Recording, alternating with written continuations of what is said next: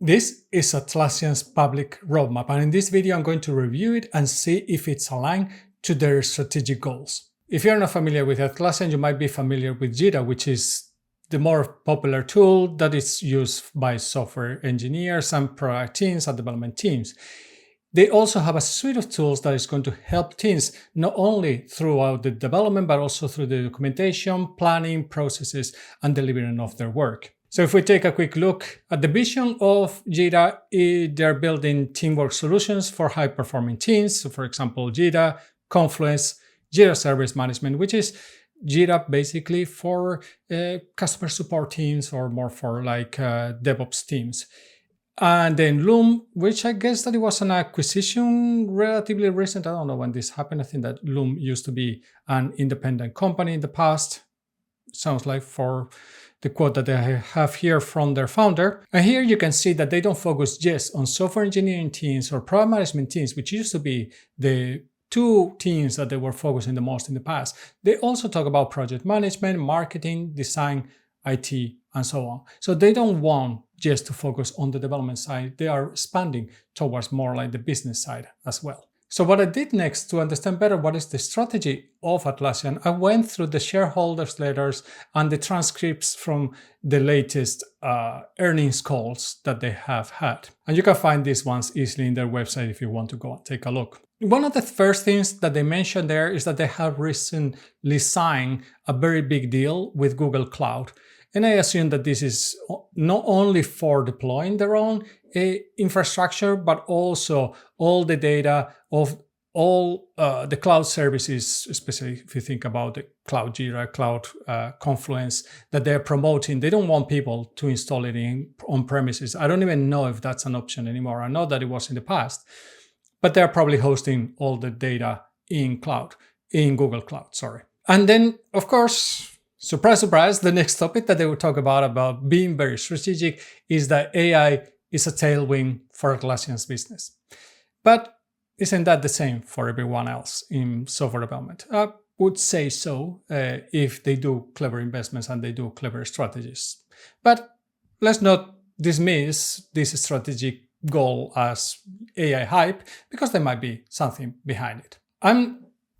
Two other areas that the CEO mentioned as very important strategic bets were strong and large R&D innovation engine, which I think that is very important, that they're really spending and investing. Let's not call it spending, let's call it what it is. It's investing in the development, in the innovation that they are trying to build, in the R&D that is going to take them into the future to help them scale.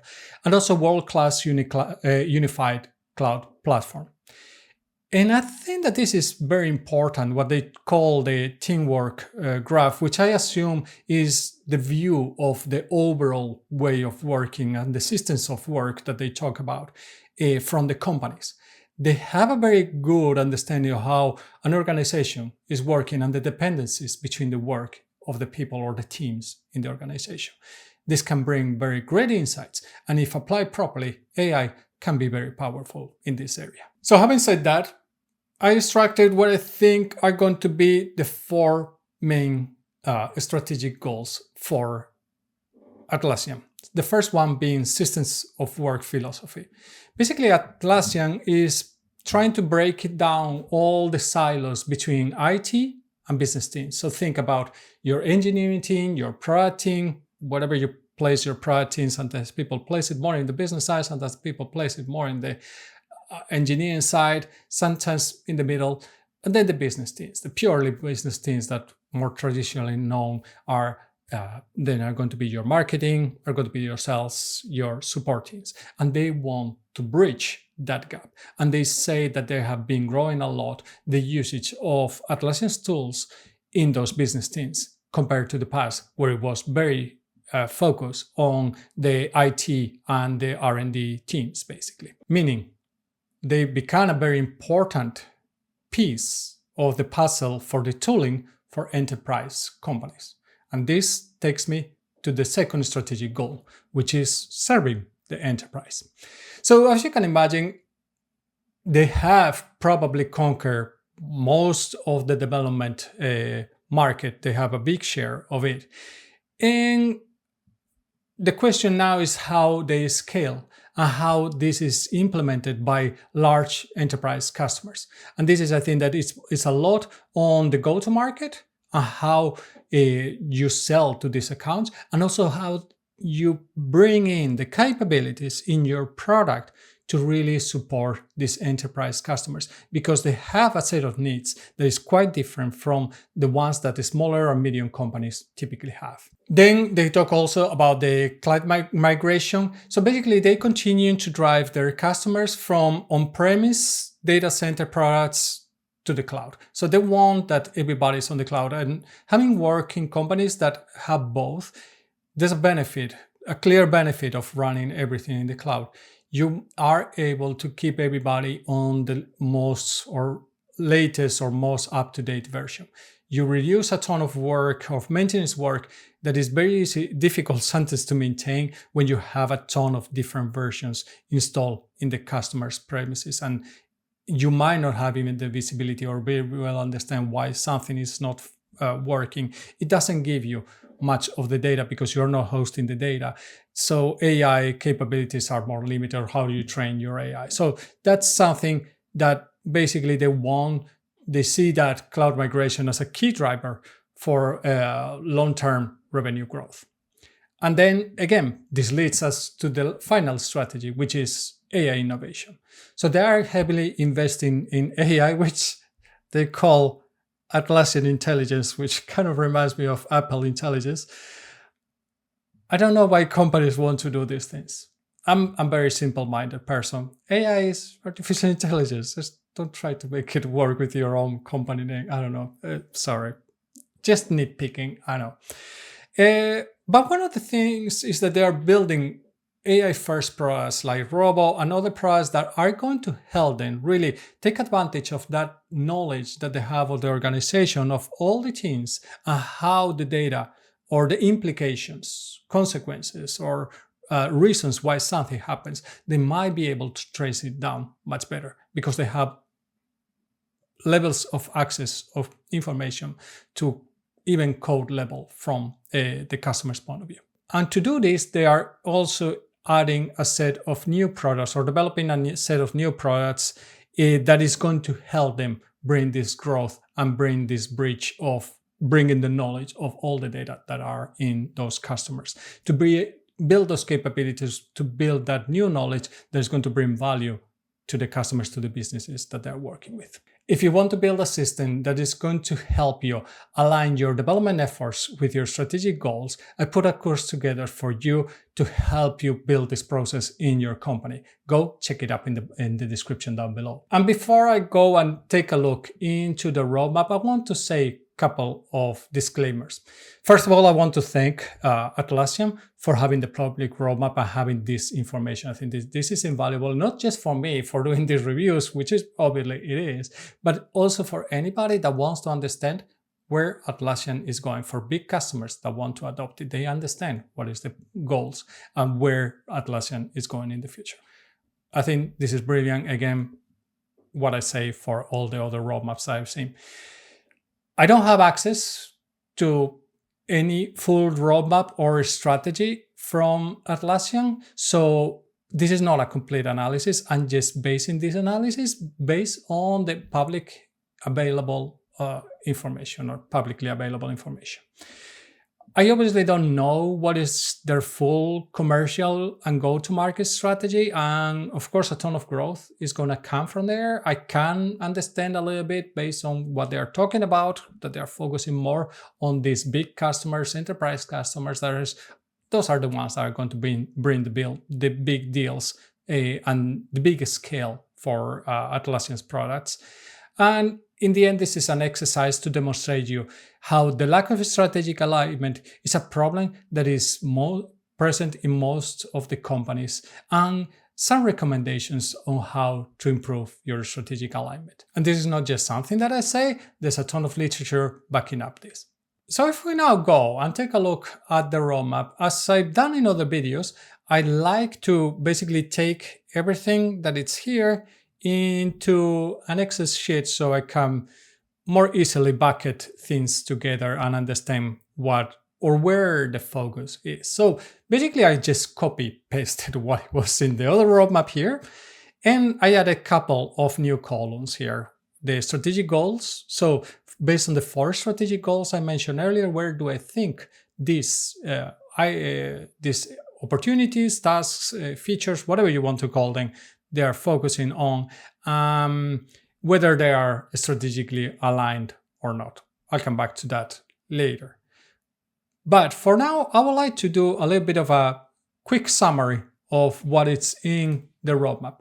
So the first of all is that I just look a little bit in what are the number of tasks or opportunities that are per product. And this is an interesting one. So Jira, for example, Confluence, they have 11 tasks that are affecting them in one way or another, which is a very heavy development focus on them. Specific tasks that are only done for Jira and Confluence are only 2 for each one of them, meaning that the rest of them, they are tasks that they share with different products. We'll come back into that one later. And you can see here that the products that are seeing the most unique development are Loom and Bitbucket. This doesn't mean that they are the biggest products. It doesn't mean that they get the most development. Obviously, these ones get the most development, but this is shared with other tools. And we will see why it's shared in a moment. But definitely Loom and Bitbucket, they are seeing quite a bit of development. And then you could say that Robo is also coming next in this order. Sorry, I missed Jira Service Management for whatever reason, which obviously is also getting quite many. And if I recall correctly, they are shared with quite many of these 11 tasks that are in Jira and Confluence. Now, the next one is based on the classification that Atlassian provided. They put a category saying where does this affect. And basically, there's several values: administration, and those are the ones that are listed here. Based on this, work management is the biggest focus area. Agile DevOps coming afterwards. And you could argue that, well, where is the enterprise here? True, it's not listed as such. But when you look at here more granularly, administration, user management, security, scale. This you could argue whether or not data management, compliance, analytics, even potentially cloud migrations, IT service management, I'm not sure about that. But most of those ones are going to be focused on the scale enterprise. How did I call it? Serving the enterprise, strategic goal. So there are quite many of those initiatives or opportunities that are within those areas that really are going to bring value to serving the enterprise strategic goal. And finally, if I then look into which one of the strategic goals is getting the most development, and I just pick one. So I didn't say that one opportunity is tackling several, which in some cases it is, but I just put it into which one I think is the main one. That's how I categorize them. And here I see that there are 13 opportunities that are serving the enterprise, 23 opportunities building or developing the system of work, which makes sense, is basically their bread and butter, where they come from, how they build working systems or the operations in the company to work across different functions.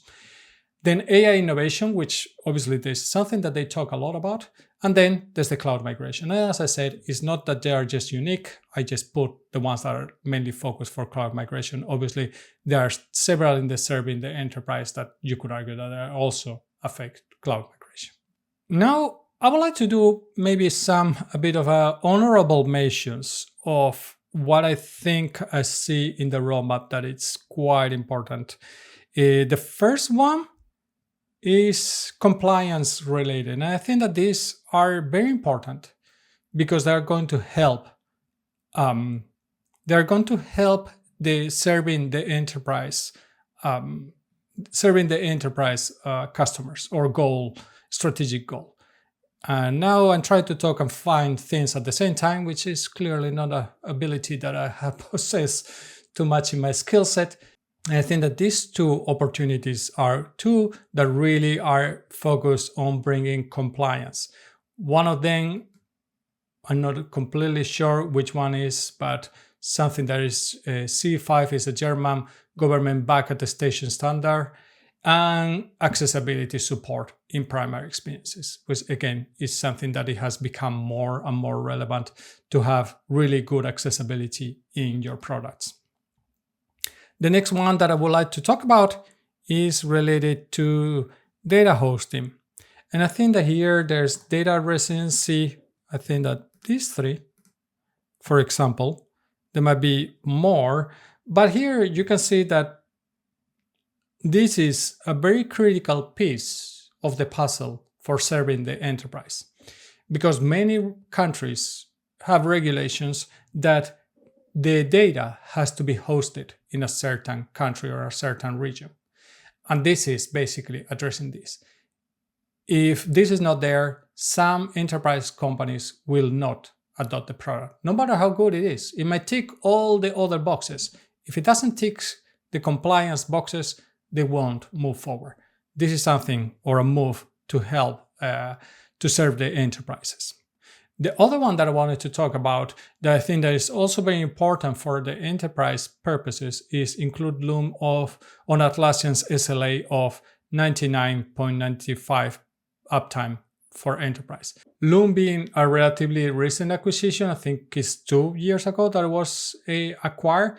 It might not have been in the same SLA as the rest of Atlassian was, so they are wanting to keep it in the same level. And this is something, again, part of the SLA, that uptime is a critical component for most of the enterprise customers. So it's something that they really want to focus on. And here I want to highlight 3 different opportunities that Atlassian is working on to leverage all that massive amount of data that they have and knowledge with how companies are working to bring forward insights on that is going to help those companies move forward faster in their developments, for example. So AI root cause analysis, for example, to help customers identify when an incident has happened, what is the potential root cause.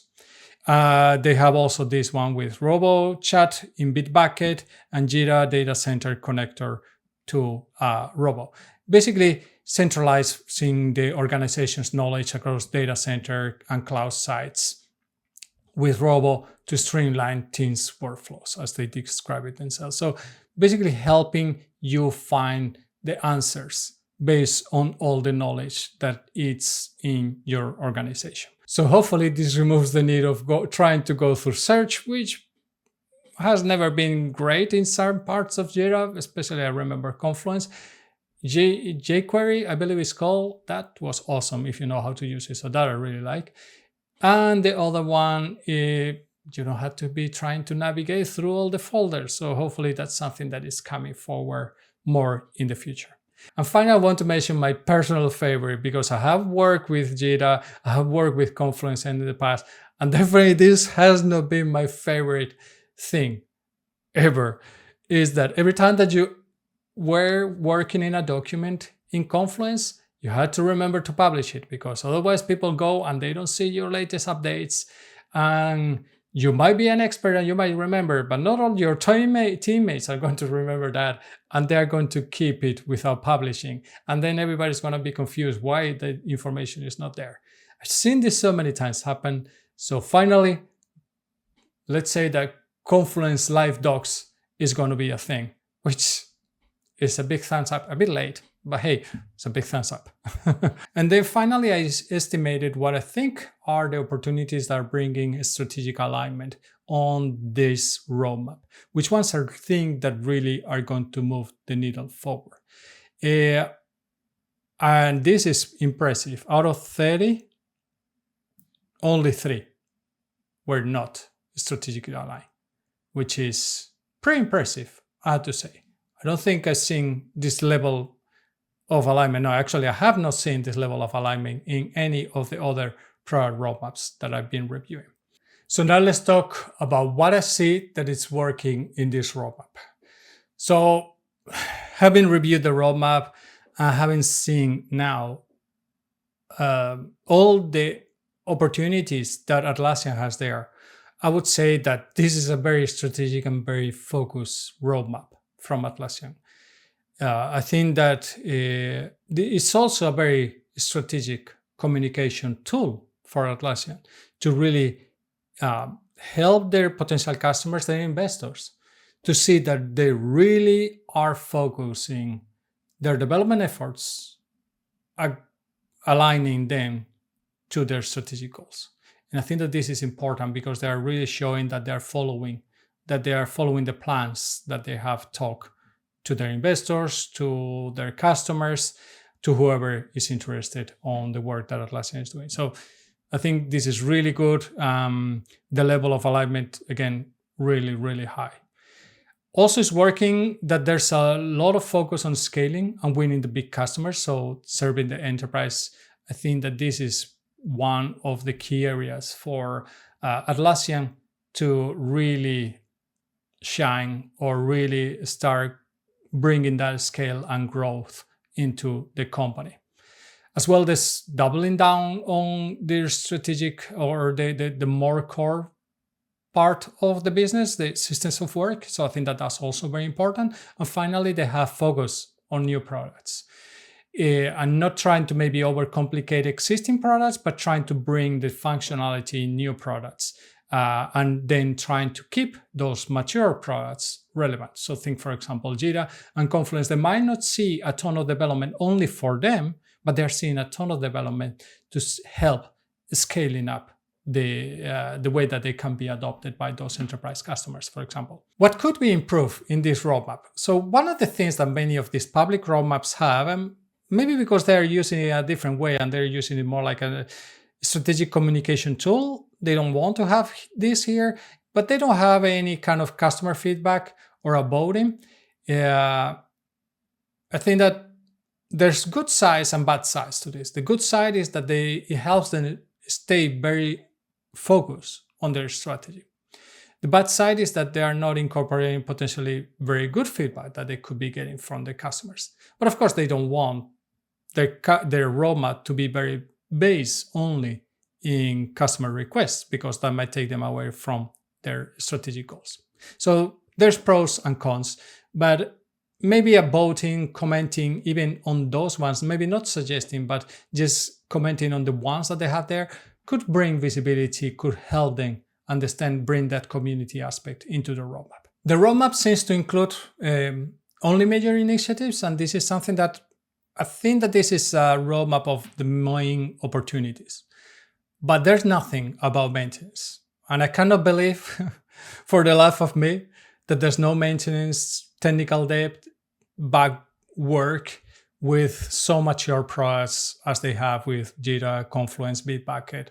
There are products that have been out there for quite many years at this point. So this is not representative of the whole development efforts that they are having at this period. I'm pretty sure about this. Maybe I would say that best case, this might be a 70% of their total development. It might be less. It might be sometimes even that they are dedicated 50% of the time to maintenance in some of these more mature products. But I don't know. I estimated that maybe a 70% of the work is this, and then there has to be a 30% work at least done for maintenance. I think that the AI strategy and all the AI work, I think is good to see it. I see that the similar problem that I see with many of these tools or many of these product roadmaps is that they put AI first, like technology first, and not the problem first. And that's something that, as a person that comes from product, it always bugs me. Technology is great. It can unlock quite many things, but you should be unlocking real problems from real customers that have real impact. And I don't doubt that they do it, but there's a little bit of AI buzz again in the roadmap, which I never like to see too much phrased in that way. And then I would say one thing, I had to point out these ones in the roadmap. I think that creating Loom video from text and creating Confluence pages from a video, a Loom video. And this one might end up in a funny infinite loop of AI creating a Confluence page or text, and then AI creating a Loom video out of that text, and then AI again creating a text based on that video. I'm joking, I know that is not going to happen, but it's funny to see how AI is basically being built to do a process and then to reverse the same process. I just kind of find that hilarious, but maybe I have a strange sense of humor. I would say then that I don't have much else to say. I think that the roadmap is pretty well aligned with their strategy, and it's very clear how it's structured. So I don't have a big gripe with this. Now let's move on and look into the strategic alignment. So I said that there are 30 items in this list. Out of these 30 items, 27 are actually strategically aligned, and 3 of them are not strategically aligned. I will start with the maintenance that I was estimate this in a 30% work that is maintenance, that it's not visible in this roadmap. And this is a constraint that we have on the development capabilities or capacity that they have at this moment. Based on this, the rest of the 70% will be divided into strategic goals or strategic work opportunities that they're for looking after, and those are 27 out of the 30, and supporting work, which are more like the nice to haves that they are doing, but they're not really bringing the strategic goals forward. And that would be 3. I don't have a way to really measure this and to measure the effort, and I could start estimating and guesstimating, but in the end it would be too much guesswork. So I just decided that all the opportunities are equal, just to make this calculation easy. So that will leave us with a strategic effort or a strategic alignment of 63%, supporting work being 7%, and maintenance work being 30%. This is pretty amazing, to be honest. I have not seen any company having this kind of strategic alignment, except maybe in very early stage products, in the very early development, that usually those ones are pretty well aligned with the strategic goals at that beginning stages of the development of a new product. Now let's do the ROI calculation for Atlassian. Let's look at what could be the potential reinvestment that Atlassian could look into if they are a bit more strategically aligned. As I said, they're pretty strategically aligned, so this is a bit nitpicking at this point.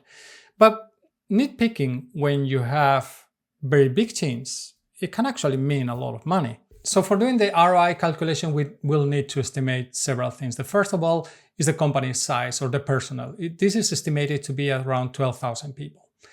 The R&D size is bigger than typical. Typically is 25%, but they say in the earnings call, I believe it was, and some of the investors' relation information, that they're spending 35% in R&D. So I took 35% as the potential personnel that can be within the R&D and product teams. So this is the innovation, the developers' team size. So that leaves us with a 35% of personnel being a 4,200 people working in that team.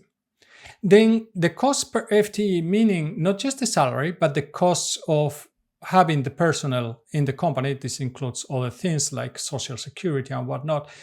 The teams are distributed between US, Australia, and India. I came to an average of $123,000 per year cost per person in that team. Now, if I look into the ROI calculator that I have in my website, you can go and use it yourself if you want to give it a try. We talk about having 4,200 personnel in the product and R&D teams.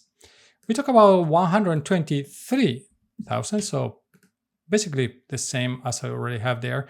We talk about a strategic alignment of 63, and now the ceiling is 70%. So 70% is probably unrealistic because it's difficult to always have everything totally aligned.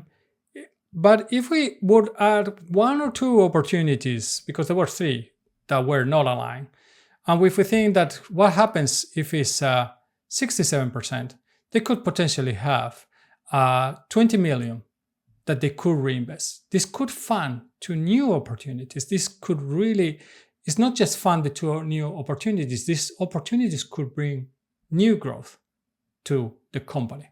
So this is a potential reinvestment that the company could have if, instead of choosing maybe more like this quality of life features, something that would be more strategic, that could help them advance their goals and maybe open those new opportunities, new growth opportunities that they might not have at this point. If you go to the perfect scenario of having a full strategic alignment, which is again probably quite unrealistic, you could end up with a 36 potential millions that you could be reinvesting annually without really changing or hiring anybody or changing your operations, at least not dramatically, to put those things to focus in other areas. Now, I would like to go through some of the recommendations and notes that I have based on this assessment of Atlassian's public roadmap and their strategic goals. So the first one I would like to highlight is their strategic focus. This is definitely the most strategically aligned work that I've seen. They know what they are doing. They have a highly strategic roadmap. And it's a great communication tool for public communication towards investors, towards customers. Most of the strategic items are very focused on ticking those boxes that enterprise customers are going to have for being able to adopt a new tool. So I think that this is great strategy for them to scale the business. System of work is still the bread and butter of Atlassian. It continues to improve the collaboration across cross-functional teams. So different teams, not just R&D teams, but also marketing teams, potentially sales teams, customer support teams, and so on. And I think that this is one of the biggest areas for them to really scale up the business together with serving the enterprise. So serving the enterprise, system of work, they are the key strategic areas I think that are going to bring the scale for Atlassian. One comment I will have on all this is that although they talk about unified workflows, and maybe bigger companies are doing this. I've been in many companies that are using Atlassian tools, not Jira, sorry, or Jira, but I rarely see them used in a very unified manner. So that's something that I don't think that a vast majority of the customers are taking advantage of this.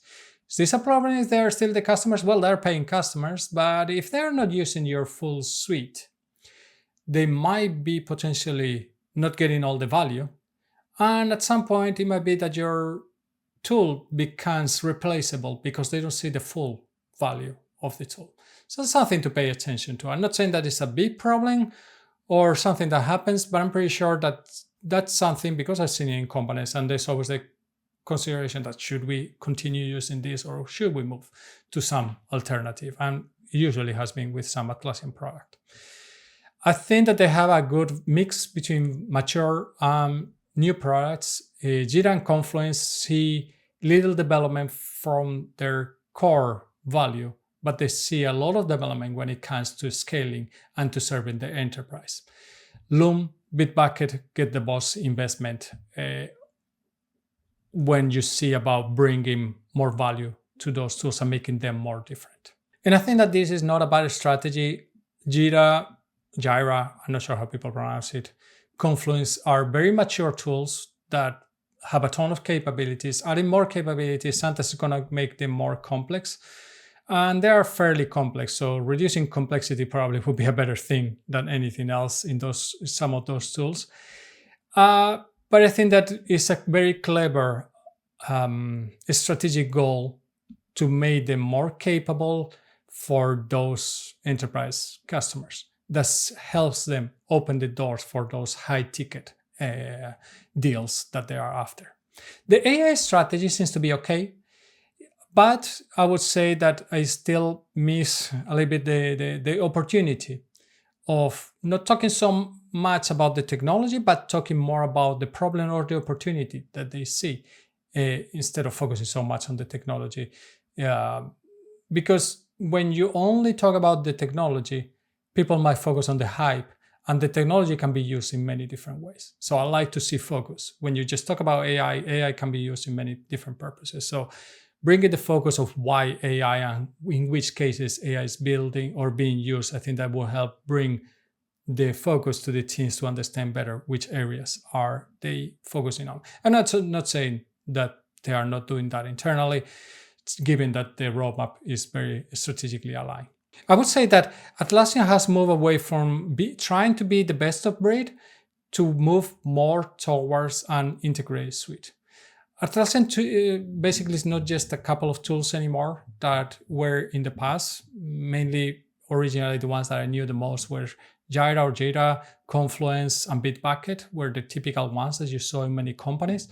And now they are moving more to be a company suite that is helping then to move across different discipline teams instead of just focusing on the development teams and the product teams, which have been the focus until now. So now they are trying to bridge the collaboration between the business and the engineering teams. If you want to build a system similar to what Atlassian is doing, that is going to help you analyze and understand your roadmap and see if it's aligned with your strategic goals, and start fixing the problems that you might have potentially in that roadmap to help your teams to really be more aligned and more strategic in the work they are doing. I put a course together. If you're interested, you can go and check it in the description down below. So I would say that I'm really impressed with Atlassian. The roadmap and the strategic focus seems to be very, very high. And having been a user of Atlassian, I had to say I was a little more skeptic about them because of how maybe some of the products were performing. But I had to say that I really didn't pay that much attention to the bigger picture and all the portfolio of products that they have in Atlassian. Basically, I was in one of those companies that were users of one or two of their tools and not the whole portfolio. And I think that that's maybe potentially a problem for those smaller companies that might be a little bit lost about what is the overall big picture. And maybe that could be an effort for Atlassian to try to communicate more that one better. But I think I had to say that looking at the bigger picture, I think that they are playing a very clever game and they're moving definitely in the right direction. So very good job, I would say. If you want to see more videos similar to this, where I go and dive into roadmaps and see if they're strategically aligned and really moving forward those strategic goals from their companies, go check out this playlist up here. See you in the next one.